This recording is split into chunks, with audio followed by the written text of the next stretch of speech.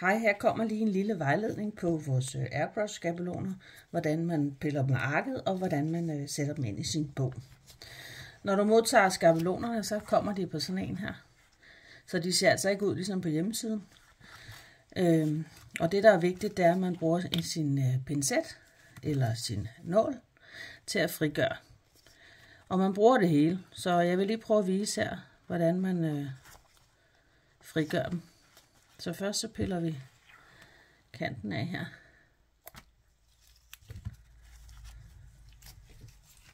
Og den der, den gemmer vi altså ikke.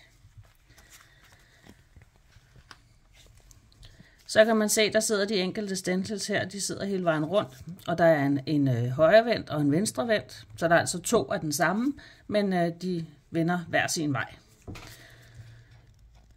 Det, der man skal være forsigtig med, det er alle de små ting, der sidder inde i. Det er ikke altid, man bare lige kan hive sådan her, og så de slipper, som den gjorde nu. Nogle gange vil den ikke slippe, fordi det kan være meget småt. I kan se, at den her hænger fast. Og her er det en god idé lige at tage sin nål og forsigtigt holde på den her, mens man forsigtigt lirker den af. Alle de her små krummelurer. Sådan. Og så har du stencilen her. Den her, den skal selvfølgelig gemmes, men det skal de to små krabber, der sidder hernede også.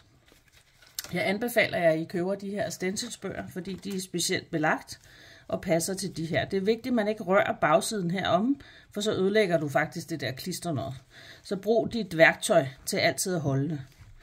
Så sætter du den ind i din stencilbog, trykker den fast, så du får lukket luften ud, og så er den klar til, du skal bruge den. Og de små krabber her, igen, jeg anbefaler en lille nål til forsigtigt at få dem af arket her, uden at få dem ødelagt. Og sætte dem ned i din bog. Og det er klart, at du ikke skal sætte det midt i, ligesom jeg har gjort, men sæt det pænt.